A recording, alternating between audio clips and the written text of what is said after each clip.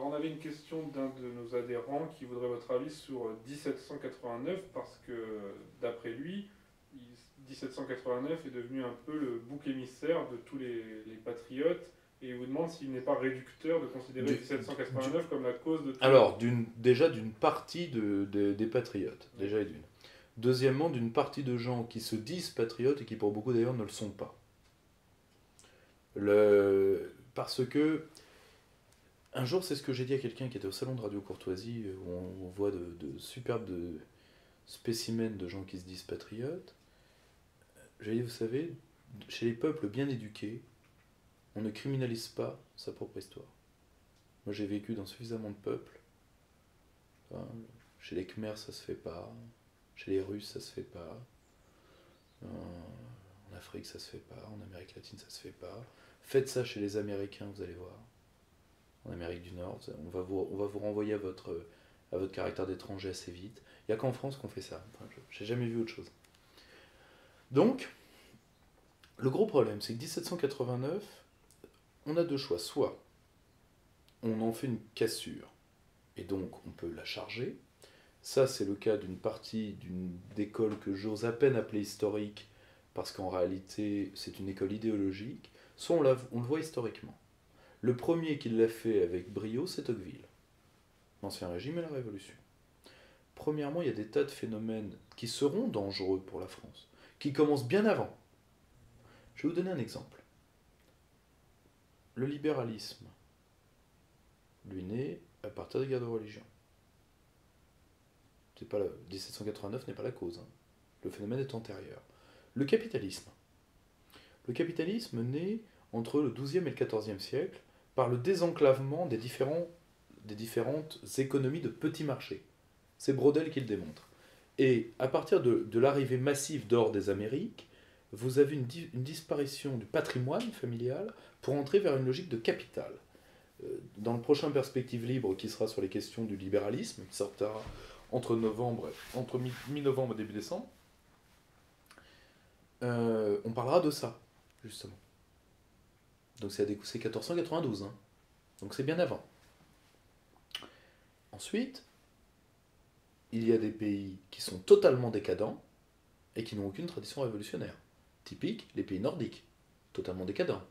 Atlantistes, libéraux, européistes, genderisés à un point que faudra 20 ans à la France pour en arriver là. Et il n'y a pas de Maximilov Robensteinsky, que je sache. Nous, on a Maximilien Robespierre. Mais il n'y a pas de figure révolutionnaire dans ces peuples-là. Regardez les pays qui n'ont pas vécu, qu'adorait le conservatisme. Tiens, on va prendre deux contre-exemples. Le conservatisme de Burke et le romantisme allemand qui se fait contre le rationalisme français, dont le triomphe aurait été 1789. Est-ce que l'Allemagne est moins décadente que nous? Elle est plus décadente que nous. Est-ce que l'Angleterre est moins décadente que nous? À peine. À peine. Désolé. Le gros problème, c'est que l'avantage de charger 1789, c'est que premièrement, ça fait des boucs émissaires, donc ça évite de penser, dans des camps qui n'aiment pas la notion de travail, je peux tout à fait l'entendre. Ensuite, ça permet, c'est une variante du le roi est mal conseillé. C'est-à-dire qu'on déporte la responsabilité de la monarchie française dans son propre déclin. Le déclin, il est toujours endogène dans une structure. Il est aussi acté enfin, il n'est pas acté de l'extérieur, mais il est précipité de l'extérieur. Mais si on peut défoncer ta porte, c'est parce que le bois est pourri. Tu comprends ce que je veux dire? Bon. Et en réalité, 1789, c'est ça. Après, parce que, je ne veux pas être méchant, mais l'homme le plus influent à Paris pendant 1789, c'est qui? C'est le duc d'Orléans. De très loin. Il a des hommes, il a des armes.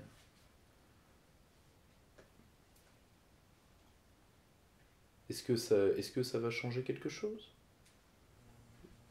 Il va précipiter la mort d'un cousin qui lui est inutile. Ok. Le problème, c'est que il faut arriver à vouloir. Pour que les plaies guérissent, il faut le vouloir.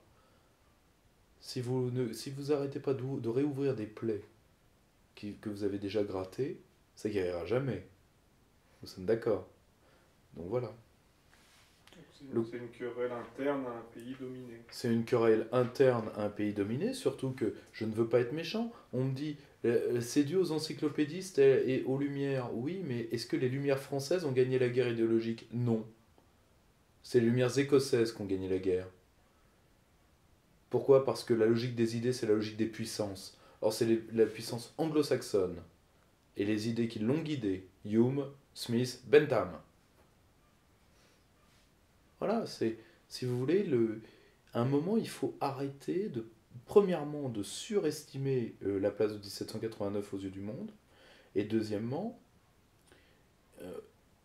il faut vouloir pardonner à un pays jeune, la France c'était la Chine de l'Europe, à un pays jeune d'avoir des débordements par rapport à des structures sociales qui n'arrivaient pas à évoluer. Et qui n'arrivaient pas à évoluer parce que la royauté a fait le choix de la bourgeoisie. Et bien la bourgeoisie a fini par imposer sa manière de voir et de penser. Comme disait Pierre Desproges, il y avait 4 pelés, 3 tondus à la Bastille le jour où les bourgeois l'ont pris, ils ne l'ont jamais rendu. Bon. Alors après, il y a eu des soubresauts de pensée républicaine forte, ce qui est le cas de 1793, qui ont été mal jugés par l'histoire. Mais mieux valait moi, à titre personnel, j'ai plus de tendresse pour 1793 que pour 1789. Parce que je préfère la pensée républicaine à la pensée libérale bourgeoise. Mais, voilà. Le gros problème, c'est que, si vous voulez, objectivement, de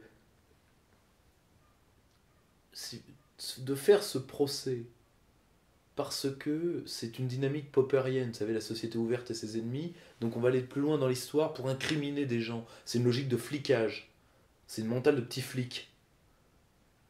On dit oui, mais Marx revendiquait de Robespierre. L'une des sources de la pensée de Marx, c'est ce que c'est. C'est le communisme primaire des forêts germaniques. Il l'écrit lui-même. Donc ça n'a rien à voir avec Robespierre. Je l'apprends peut-être à Philippe Nemo et à d'autres dégénérés du même type. Mais le problème, il est là, si vous voulez. C'est que vous avez des gens qui surestiment la Révolution française. La Révolution française fait partie de notre histoire. Nous ne sommes pas le seul peuple à avoir tué un roi. Dois-je vous rappeler ce qui est arrivé à Jacques Ier, roi d'Angleterre, qui lui a été décapité à la hache sur ordre du Lord Protecteur Cromwell. Bon, l'Angleterre s'en est très bien remis. La monarchie a repris ses quartiers. Voilà. Le gros problème, c'est que, et ça je terminerai là-dessus, c'est qu'une partie des gens aiment la monarchie, ce que Jaurès appelait le charme séculaire de la monarchie. Ça, nous en avons déjà parlé, vous et moi. Parce qu'ils prêtent à la monarchie des traits qu'elle n'avait pas. Le mot absolutisme a été mis par l'Académie française en 1790 ou 1792, je ne me rappelle plus. C'est une création pour déjuger le pouvoir royal. Le pouvoir royal était un pouvoir encadré. Le problème, c'est que la majesté du roi fait qu'aujourd'hui, certaines personnes aimeraient avoir un roi absolu tel que les ennemis de la royauté l'ont rêvé. C'est-à-dire un roi omnipotent, omnipuissant. Ça n'a jamais eu lieu dans l'histoire de France. Navré. Voilà. Et surtout, plus vous aurez une vision cohérente et forte de votre histoire, plus vous vous identifierez au meilleur de vous-même, comme disait Brodel. Après, vous pouvez avoir une vision surfragmentée si ça vous chante. C'est ce que fait